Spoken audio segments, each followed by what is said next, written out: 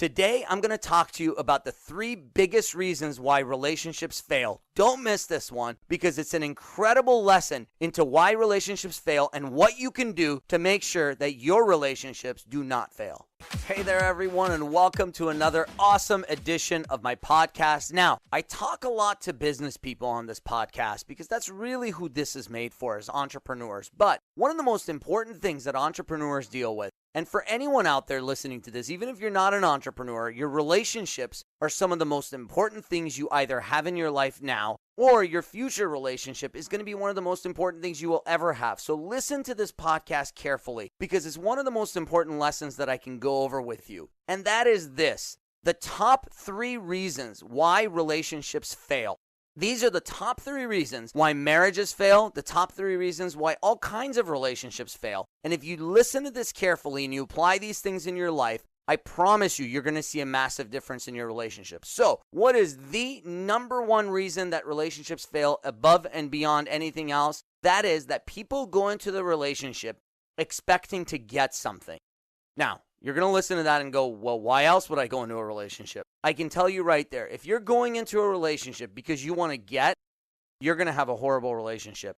What it means is you're going into a relationship knowing that you don't already have enough. You are not enough, and you don't really love yourself. And what you're going to do is you're going to go into this relationship, and somehow magically, there's something you're going to get out of this relationship. So many people go into relationships expecting to get something. And when you go into a relationship expecting to get, it doesn't work. Now, in some cases, it works for the short term because while you're trying to get, you happen to be in a relationship with someone who's there to give. The problem is, most of the time, the person who's doing all the giving is eventually going to get sick and tired of giving, right? You don't go into a relationship to get. A relationship is where you go when you already have enough within you.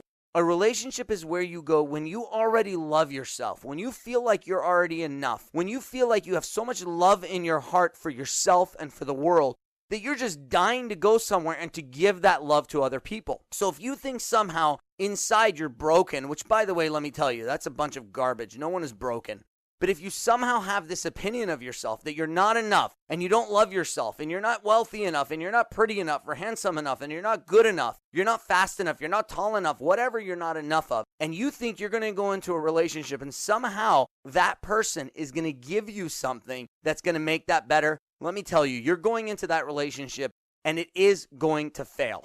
Now, what you must do is you must get focused on yourself. You must get focused on loving yourself. You must get focused on accepting yourself as who you are. Now, it doesn't mean you don't consistently try to be better, but what it means is you go into a relationship knowing that you are enough and that everything you need is within you, and you go in that relationship to give. You go in that relationship to share that love with another human being. You go into that relationship to make that person's life even better. Or you go into that relationship because you're madly in love with this other person and you want to make their life better. You want there to be there for them. You want to give them your love. And when you do that, my goodness, relationships flourish like you would not believe. I have a beautiful relationship with my wife. We love each other to death. We're always there for each other. And what I can tell you is this: neither of us went into this relationship because we were trying to get something. We both felt like we were enough. We both loved ourselves. And we're in this relationship now, and we spend most of our time arguing about how we can give more to each other.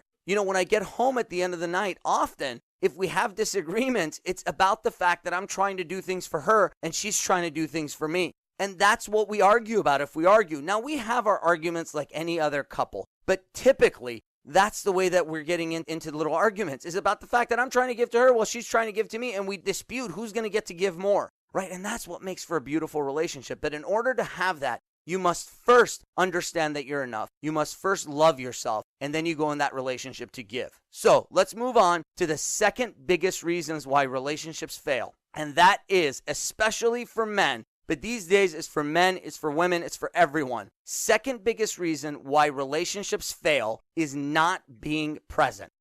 What that means, I'm not talking about not physically being in the room. In some cases, that is the problem. But I can tell you, in most cases, the problem is not that you are not there enough, especially for you busy entrepreneurs out there, the busy business owners. It's not that you are not spending enough time in the room with your significant other. Most of the time is that you are there, but you are just not physically present for them. So one of the big things that I teach is I teach people to be present. Wherever you're at, be there. What that means is if you're standing there and you're with someone you love, be there for them. Don't be on your phone texting or emailing or focusing on something else. If that is the time to be there for your significant other, then give them that. If that is the time that you're there for your husband or your wife or your boyfriend or girlfriend or whoever it may be there for them and give them 100%. Now, if you have emails or text messages to do, sometimes it's absolutely unavoidable. But in most cases, maybe what you do is you spend less time with that person, but then while you're there, you give them your all. Sometimes I do this with my kids where I could technically be with them for 4 hours, right? And be on my phone and do all this other stuff. But I prefer to be with them for 45 minutes. But for those 45 minutes, have my phone put away and be 100% focused on them. Now you might say, Armand, but 45 minutes compared to 4 hours? Let me tell you, if I were to record you the last time you were with your significant other or you were with your kids and I recorded how present you were in that moment, you would see that most people are spending 80% of their time or more not being present where they're at. It's critical that wherever you're at, you are there. Be there right then, right there. And one of the things that I've taught, and I teach it all the time to people, is grab your phone when you're with your significant other, hold the power button, turn it off right in front of them, and right as it's turning off, look at them in the eyes and say, you know, the only person in the world I need to talk to is right here with me. And the first time I said that to my wife, it brought tears to her eyes. And to this day, I tell it to her every time we have a date night or we're out and I can turn my phone off, which is about 70 to 80% of the time. I do it, and it doesn't bring tears to her eyes anymore, but let me tell you, it brings a smile to her face, and it lets her know that she's the most important person to me in my life at that very moment. And the second biggest reason why relationships fail is not being present. So don't fall into that trap. Make sure you're present, especially for the busy entrepreneurs, for you busy business owners out there. I know you're working ridiculously long hours. I understand that. Trust me, I'm right there with you. But when you are with your significant other, I want you to be there for them 100%. Be present. Make eye contact. Focus on what they're saying. Listen to what they're saying. Have a conversation with them. Be there for them. That, my friend, will stop you from making the second biggest mistake and the second biggest reason why relationships fail. Finally, let's get to the third reason why relationships fail, and that is failing to focus on growing and evolving the relationship. What that means is this. Look, if something is not growing, it is dying. Human beings do not have a mode where we can stand still. Everything in this universe is either growing or it's dying. So if you think that your relationship, and this typically happens after many years of marriage, if you think you reach a point in your marriage where it reaches a plateau and it just stays there and you feel like you've gotten to a good place and you just keep it there, let me tell you, if that's what you think is happening, in reality and in actuality, your marriage is dying and you just don't know it yet because it's dying a little bit every single day and it's dying slowly. So consistently, every day, every week, month, year, you must be focused on pushing your marriage forward, growing and evolving the relationship so that it grows, it gets better, and it gets different in some ways because as we grow, as we age, things change, our needs change. Certainly the needs of your partner change. So what you want to do is you want to make sure that you're consistently focused on how you can grow the relationship. Now, it doesn't mean you obsess over it and every day you're like, oh my gosh, today we have to do something new. No, it's not that. It's about embracing the fact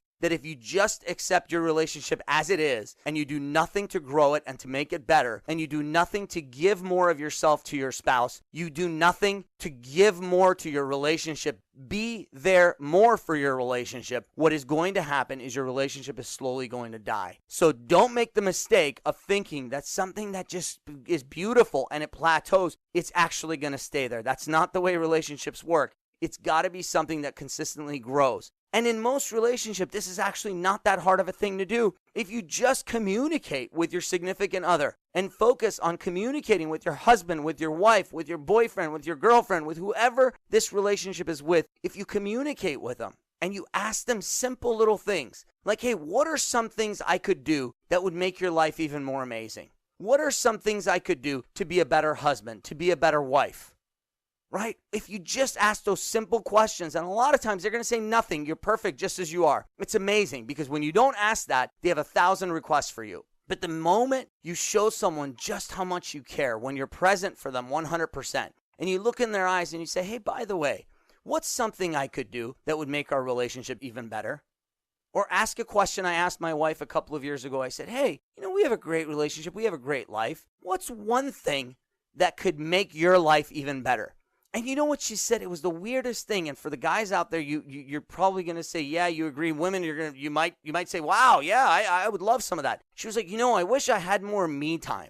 And I was like, what's this me time thing? Like, I don't need me time. I got, everything is me time. I don't know what this me time is. And she was like, it'd be so nice to just have a little bit of time for just me. If I want to just take a bubble bath, if I just want to lock myself up in the room and do whatever I want. And I was like, okay, I listened to that. And for 6 to 8 months, I did nothing about it, right? Because I didn't know what to do. And then finally it hit me one day. And I started this thing where one day a week, we have this night that is mommy's night. And after work, she goes and she does whatever she wants to do. And what I did is I conveniently turned this also into an opportunity for me to spend time with the kids, right? So I took this day and I also called it Daddy Day for the kids. So now the kids, instead of being like, oh my gosh, this is the day mommy takes a day off from us and it's a bad thing. Are you kidding me? It's turned into one of their favorite things. It's Daddy Day. So even though it's truly Mommy Day, right, where mom gets to do whatever she wants, for me and the kids, it's become Daddy Day. It's the day I get to be with my kids and mommy doesn't get in my way. And for the kids, it's the day they get to be with daddy. And, daddy buys them pizza and ice cream or whatever else it is that we do. We go to the park, we have fun together, and they love it. They look forward to it. I look forward to it. And certainly my incredible wife looks forward to that day of the week where she gets to have me time, whatever that is. She gets to do it. She gets to enjoy it. She gets to be happier. And that's the little thing, right? That's just a little tiny thing, but it's these little things that allow you to continuously grow your relationship. So let's do a quick review. Top 3 reasons why relationships fail. Reason number 1 is people going into relationships in order to get something instead of giving something. Reason number 2 why relationships fail, not being present within your relationship. And reason number 3 why relationships fail, not focusing on growing and evolving the relationship on a consistent basis. Hey people, get out there. Look, I know many of you are entrepreneurs, business people, busy all day, every day. I know, but listen, your relationships are incredibly, incredibly important. And by the way, if you're out there and you're young and you're not in a relationship yet, these lessons are extremely valuable for you as well, because these same lessons, while they apply to husbands and wives and boyfriends and girlfriends, they also apply to every other relationship you have in your life. Especially at a young age, the relationship you have with your parents, the relationship you have with your closest friends, the relationships you have with your siblings, the relationships you have with your colleagues. These relationships are just as important, and these 3 rules certainly apply. Being present for people applies in every area of life. Going into things with the idea of wanting to give instead of wanting to give, and constantly focusing on growing and evolving as an individual is a critical component of growing in life and becoming even better. So get out there,